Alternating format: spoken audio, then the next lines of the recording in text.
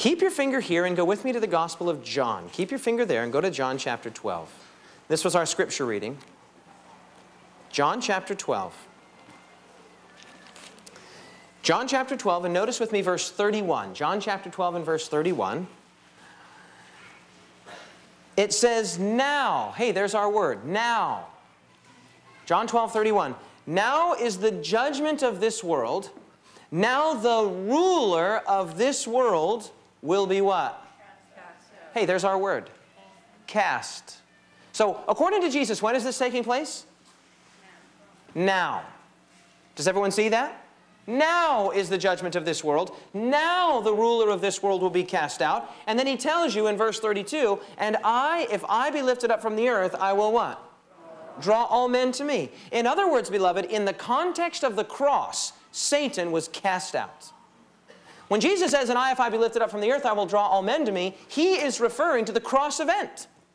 That's a reference to the cross. And so he says in verse 31, Satan is now cast out. The principles by which this world has been operating for more than 4,000 years are now judged, and I will be lifted up from the earth, and all people, all men will be drawn to me. In the context of the cross, Satan was cast out.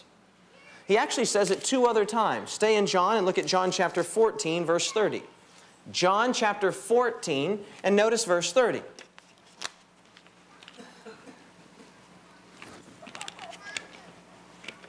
He says, I will no longer talk much with you, for the ruler of this world is coming, and he has nothing in me.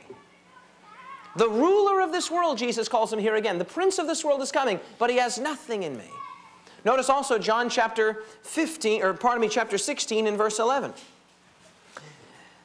He says, of judgment, speaking of the Spirit of God convicting of judgment because the ruler of this world is what?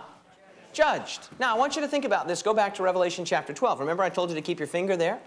Here's what's happening, beloved. For 30 years-ish, Jesus was on earth, walking and talking and teaching and healing and living. And Satan was always trying to get him, trying to deceive him, trying to cause him to sin, trying to tempt him. And at the end of those 30 years, Jesus willingly turned himself over to the authorities. The angels were looking with tremendous curiosity. As we already learned, the angels rejoiced when they were told that a way of escape had been made for man. But when they were told how man would be ransomed, they could not rejoice. Remember that, everyone? Yes. Okay, so now the angels have been watching, as it were, with their breath held for 30 years. Here comes Jesus, and then he makes it out of that circumstance. He makes it out of that one. And then they notice that Jesus willfully turns himself over. He's been ministering for 3.5 years. They heard his prayer in John 17, I have finished the work which you have given me to do. And then they see the way that the religious leaders and eventually the Romans begin to treat Jesus. And they can't believe what they're seeing. You know that the angels were just ready at any moment, just waiting for the slightest command from the Father to go down and rescue Jesus, because when Peter chopped off Malchus's ear, Jesus turned to Peter and said, don't you think that I could ask my Father and right now he would send legions of angels?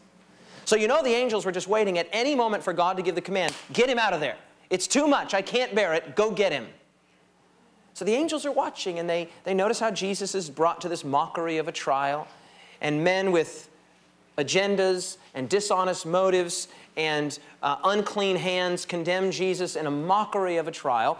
Then, because the Jews did not have the right to exact any capital or terminal punishments, the Jews bring him to the Romans and they say, hey, kill this guy for us. Well, you know, Pilate goes back and forth, and then he's put into the hands of the people. Crucify him, crucify. We have no king but Caesar.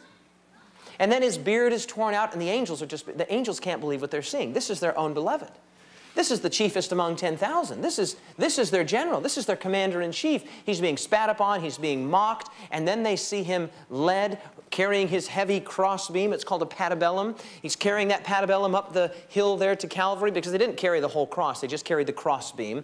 And because the other much larger beam was left at the top of the hill. He's carrying his patibellum. He brings it up to the top of the hill, and the angels are thinking, no. I mean, he's not really going to do it.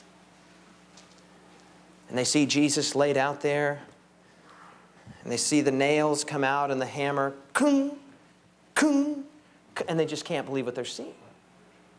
And they see Jesus lifted up between heaven and earth. And the angels are thinking, no, he's not really going to do it. And then they watch Jesus expire. They watch him die. And beloved, in that moment, in that very instant, any residual sympathies that the loyal angels had for Satan, and they did, you can be sure that they themselves, even the loyal angels, always wondered.